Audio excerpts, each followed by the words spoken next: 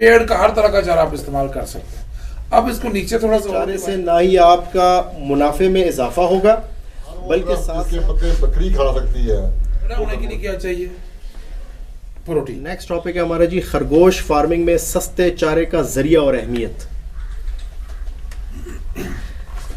साहब आप ही करें तो बेहतर है जी। सबसे पहले इसको थोड़ा सा मैं लेंथी करूंगा ताकि आपको समझ आ जाए कि सबसे पहले तो हमने देखना है कि कायनात में क्या कुछ मौजूद है। तो तीन तरह की चीज़ें हैं, दरख्त हैं, पेड़ हैं, नबातात हैं और जमादात। और इन क्लासिफिकेशन को समझना बहुत ज़रूरी है मेरे नुक्ता नज़र से कि जितने भी दरख्त हैं उनको आप निकाल दें, रैबिट की फीड से निकाल दें, कतई तौर पर उनके नज़दीक जाने की ज़रूरत नहीं है।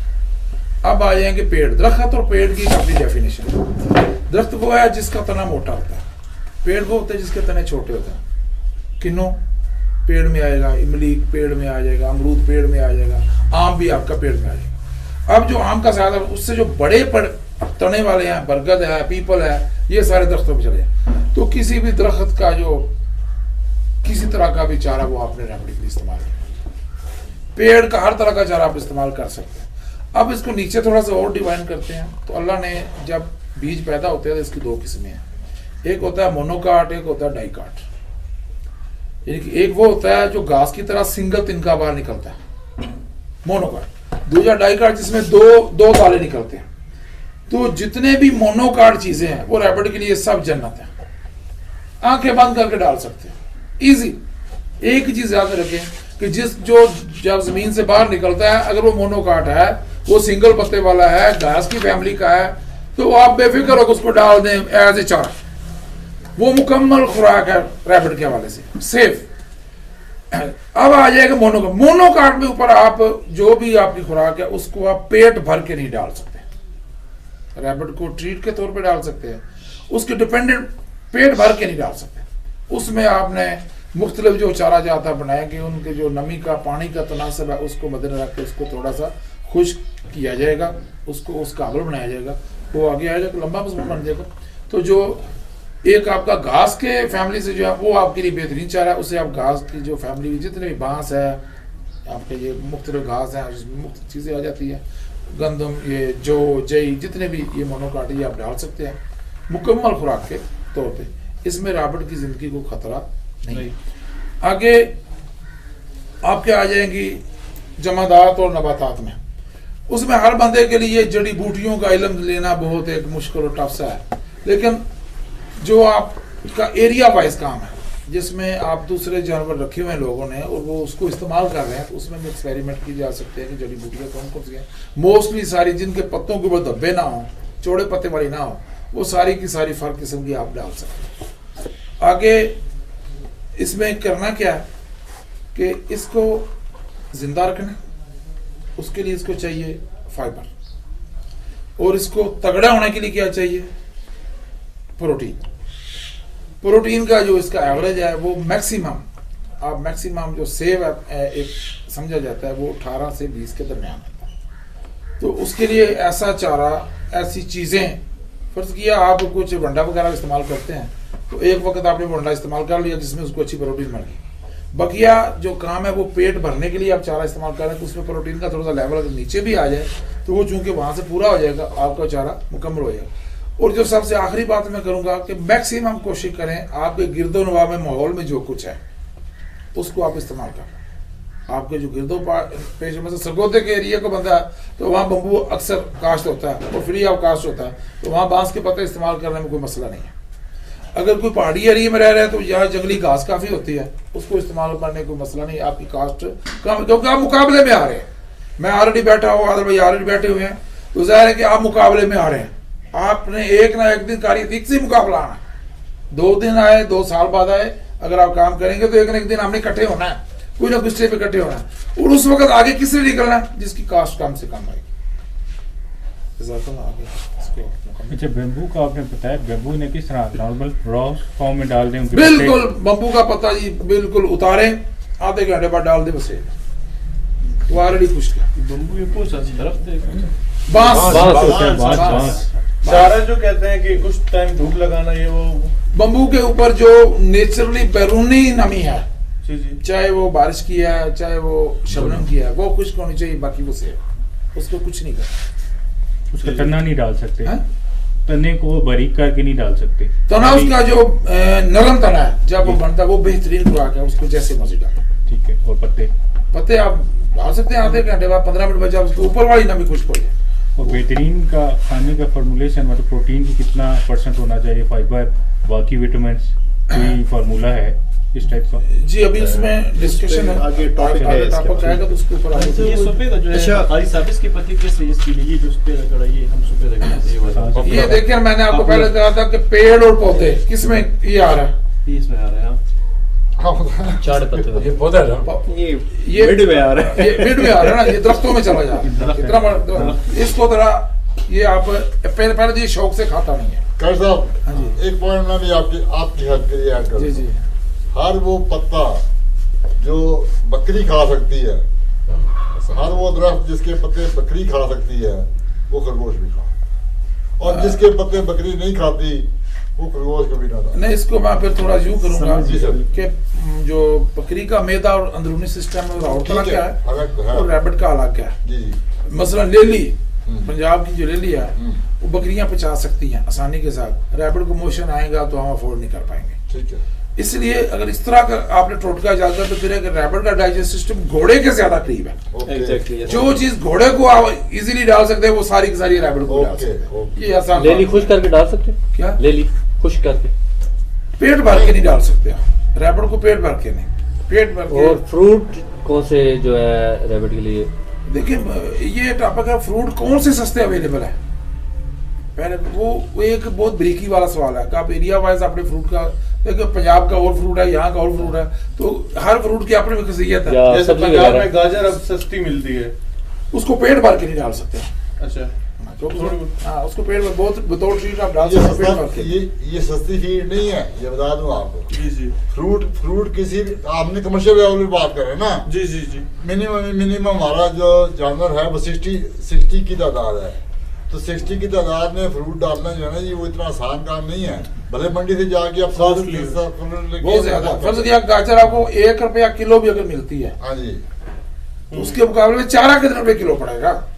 ये महंगा है। देखिए मैंने एक जुमला कहा था, एक दिन आपने मेरे साथ खड़े होना है, उस वक्त आपकी ये चीजें आपको मेंशन करना पड़ेंगी कि आप किस कास्ट से आ रहे हैं। लेस कॉस्ट इसकी होगी वो आगे। जाहिर है कि उसमें एक जुमला मैं यूज करता हूँ, पहले नो कास्ट फिर सबसे ज्यादा लो कास्ट। पहले तो कोशिश करें नो कास्ट में जाएं, अगर नो कास्ट नहीं है फिर सबसे लो कास्ट में रहें। उसमें फर्ज किया एक मेरा रैबिट है, वो आपसे भले ही 2 ग्राम या 100 ग्राम वजन उसने ज्यादा कर दिया, मेरे वजन आपसे 100 ग्राम उसका वजन ज्यादा हो गया, अब आपका रैबिट उसे 100 ग्राम कम कर दिया, थोड़ा सा इसमें आपको नजर आ रहा है। लेकिन अगर आपने नो कास्ट के ऊपर आपका जो FCR निकाल रहे हैं वो आपका मुझसे बेहतर आ गया तो आपको मसला नहीं है।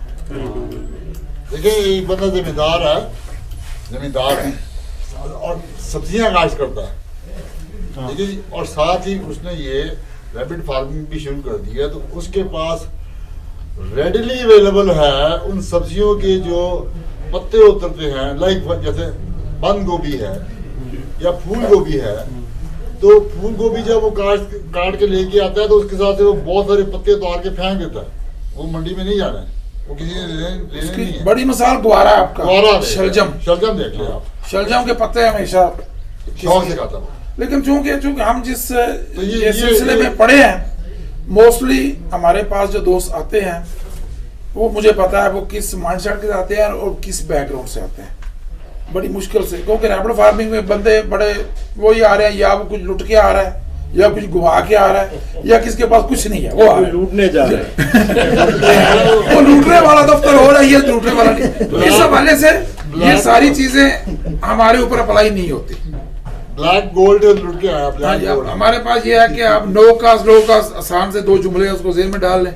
मैंने मोनोकार्ड डाइकार्ड की बात आपसे कर दी, पेड़ और दरख्त की आपको डेफिनेशन बता दी, उसके अंदर रहते रहते आप काम कर सकते हैं। और जितने भी आपको पेड़ों के पत्ते हैं, चाहे अमरूद है, धरेक है वगैरह वगैरह, उसको खुश करें।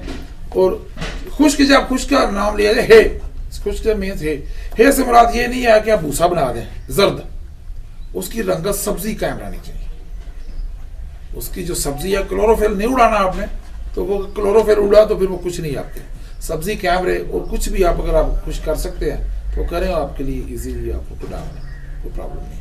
अब मैं चाहूँगा वक्त ना जाए, इसी को शाह साहब जरा अच्छा इसको बस वाइंड अप करते हैं। हाँ। एक इसमें कुछ हाँ डिटेल में मज़ीद दे देता हूँ। खरगोश फार्मिंग की सबसे बड़ी खूबी ही यही है कि ये रफिजिस पे, यानी ये हर्बीवोरस एनिमल, सब्ज़ाखोर जानवर, ये इसका एक प्लस पॉइंट है। यानी कि सब्ज़ा जो है इस वक्त पाकिस्तान में सबसे सस्ते तरीन चीज़ों में शामिल है, यानी कि इंतहाई कम रेट पे आपको अवेलेबल हो जाता है।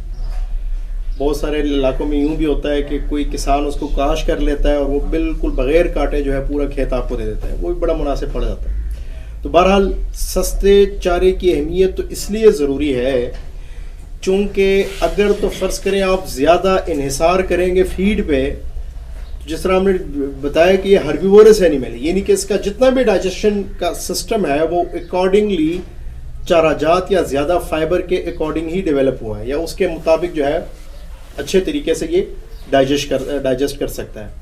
तो अगर तो चारा फ़र्ज़ करें आप कम इस्तेमाल करते हैं, या उसका सोर्स जो है वो ऐसा नहीं है, जिस तरह ज़्यादातर अर्बन सिटीज़ में जो लोग फार्मिंग करते हैं वो क्या करते हैं कि बगल में कोई साथ में दुकान होती है, वहाँ से वो साग की तरह छोटी सी गड्डी होती है जो कि तकरीबन 30 रुपये 40 रुपये के लगभग जो है वो परचेज़ कर लेते हैं। मेरा ख्याल हार्डली मुश्किल से मेरे ख्याल से किलो 2 किलो के लगभग होगा, जो कि 30-40 रुपये के हिसाब से, या 50 रुपये, या बाज़ जगहों पे 30 रुपये किलो बाकायदा रेट है, 30 रुपये पर केजी के हिसाब से, तो काफ़ी ज़्यादा वो महंगा पड़ता है। यानी कि कमर्शियल लेवल पे जब आप जाएंगे तो उसके जो SOPs हैं, जो उसके चलाने की जो स्टैंडर्ड्स हैं वो डिफरेंट होने चाहिए, वो उसके अकॉर्डिंग ही होने चाहिए। यानी मैं यूँ नहीं कर सकता कि यहाँ पे अगर कोई मुझे फ़र्ज़ करें 30 क्या, मुझे 20 क्या, मुझे 15 बल्कि 10 रुपये किलो भी मुझे दे, तो मेरे लिए वो फीजिबल नहीं है, जबकि मेरे पास उससे ज़्यादा सस्ते सोर्स अवेलेबल है, मेरे पास पॉसिबल है, ईजीली पॉसिबल है, सारा साल अवेलेबल है। दुकान में तो एक दिन अवेलेबल होगा, दूसरे दिन नहीं होगा, फिर क्या करेंगे? तो बहरहाल इसमें सस्ते चारे से ना ही आपका मुनाफे में इजाफा होगा, बल्कि साथ साथ में आप अगर इनफ क्वांटिटी में चारा इस्तेमाल करते हैं, जिस तरह पहले हमने डिस्कस किया कि 70 to 80% अगर आप चारे का इस्तेमाल करते हैं तो उससे आपकी कॉस्ट के साथ साथ आपके रैबिट की हेल्थ बड़ी ज़बरदस्त होती है। यानी कि उसके साथ स्पेशली जो हाजमे से रिलेटेड जो मसाइल हैं वो नहीं होंगे, इंतहाई लेवल तक कम हो जाएंगे, ना होने के बराबर होंगे। जहाँ पे भी फीड का ज़्यादा इस्तेमाल होगा वहाँ पे मसाइल होंगे। मसाइल के और भी रीजंस हो सकते हैं, जैसे कि आलूदा पानी हो सकता है, या चारे में कोई बूंदी लग जाए, या फिर जो 20% 30% आप फीड इस्तेमाल कर रहे हो सकता है उसमें कोई टॉक्सिन आ जाए, उसमें कोई ख़राबी आ जाए, ये मुमकिन है। तो बहरहाल चारा जो है ये आपके फार्मिंग की बुनियादी इकाई होनी चाहिए, ये आपका प्लस पॉइंट भी है, और ये अगर फ़र्ज़ करें इसको फॉलो अप नहीं करते तो ये आपका नेगेटिव पॉइंट भी हो सकता है। यानी कि अगर आप चारा नहीं इस्तेमाल करेंगे तो आपके रैबिट के साथ ज़बरदस्त तरीके से मसाइल होंगे। असल में मार्केट में देखें कोई भी साफ बात नहीं करता, ये अब मार्केट की तरफ आ जाते हैं। अक्सर लोग कहेंगे कि यार हम तो सिर्फ फीड इस्तेमाल कर रहे हैं, ज़बरदस्त चल रहा है। ये कुछ देर चलेगा, ये समझ लें कि वो बात कर रहा है जिसका हकीकत के साथ दूर दूर तक कोई नाता नहीं।